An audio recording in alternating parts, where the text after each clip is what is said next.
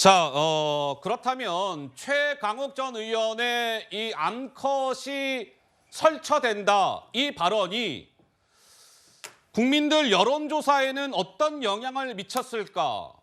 결과가 하나 나왔습니다. 한번 보시죠.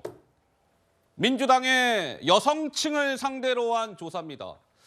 그러니까 이번에 발표된 것은 39.9였어요. 그런데 이번에 발표된 한 주 전 조사는 47.7이었습니다. 그러니까 정확히 일주일 사이에 여성층의 지지율이 7.8%포인트 올랐다? No. 떨어졌어요. 그런데요, 여론조사에서 일주일 사이에 7.8이 빠진 거면 뭐 굉장히 많이 빠진 겁니다. 그런데 강성필 부위원장님, 당사자인 최강욱 전 의원은 침묵을 지키고 있다. 여전히 본인의 암컷이 설쳐된다. 김건희 여사를 겨냥한 이 발언이 문제가 없다고 생각하고 있는 걸까요? 어떻습니까? 예, 제가 최강욱 의원 마음속에 안 들어가 봐서 정확한 마음은 모르겠지만 예. 결국에는 정치인의 어떤 행동에서 모든 걸 우리가 유추할 수 있고 그게 결과로 이어지는 거거든요. 예.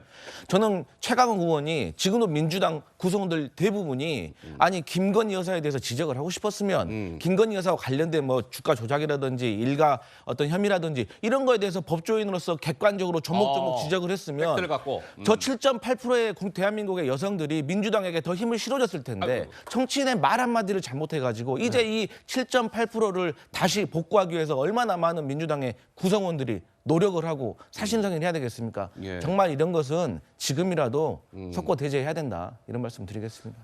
전희경 비서관님 어떻습니까? 민주당의 여성층의 지지율이 일주일 사이에 거의 8% 가까이 이른바 움직인 거잖아요. 부정적으로 어떻게 보시는입니까? 당연한 결과다라고 생각을 합니다. 그리고 저는 사실 최강욱 의원의 사과가 전 의원의 사과가 무슨 의미가 있겠나 싶습니다. 의미가 없다. 예. 지금 보면은 그 자리를 주최한 민영배 의원 뚜렷한 입장을 내고 있지 않고 사과하지 않고 있고요. 그 현장에 있었던 민주당의 다른 의원 또 여성 의원들도 계시는데 저희도 같이 이제 의정 활동을 하면서 문제가 있겠다라고 생각하는 상황이 있으면 동료 의원을 위해서 쪽지라도 써줍니다. 이거는 문제가 있다. 네네네. 빨리 그 즉시 시정하고 빨리 사죄를 사과해라. 하고 넘어가는 게 좋겠다. 예. 그런데 그 일종의 그런 자정 기능도 작동하지 아니하고 거기서 파한대소를 하고 웃었다. 같이. 그리고 그 뒤에는 이제 심지어 몇몇의 동조 발언까지 나오고 도대체 뭐가 문제냐? 이런 식의 이제 동조 발언까지 나오는 상황을 보면서 이게 이제 최강욱이라는 한 개인의 문제 그리고 최강욱의 사과가 중요한 것이 아니라 네.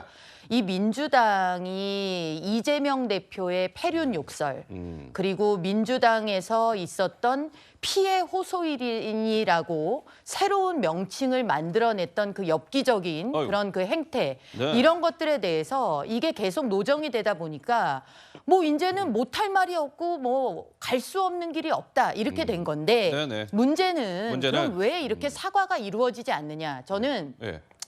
사과하지 않아도 되는 상황이 지금 만들어진다는 거죠. 사과하지 않아도 되는 상황이 그렇죠. 만들어진다? 예를 들어 예. 민주당에서 예. 다른 의원들이 당신 때문에 큰일 났다라고 성토대회가 열린다거나 근데 안 열리죠. 강성 개딸 지지층들 때문에 나서서 최강욱을 욕하면 오히려 해가 된다라는 분위기. 또 일부의 여성단체들은 왜 이 상황에 대해서 일회성으로 그냥 비판하고 맙니까? 이게 일회성 비판으로 그칠 일입니까? 한 달 1년짜리죠. 그런데 조용합니다. 이런 것들 때문에 총체적으로 여성의 문제도 진영화되고 기울어진 운동장이 되다 보니까 어물쩡 사과하지 않고 최강욱 정도는 민주당에서 벌어진 일은 이렇게 그냥 넘어갈 수 있다. 이런 행태가 바로잡히지 않는 한 앞으로 우리 사회가 진보로 나가기는 어렵다. 이렇게 생각이 듭니다.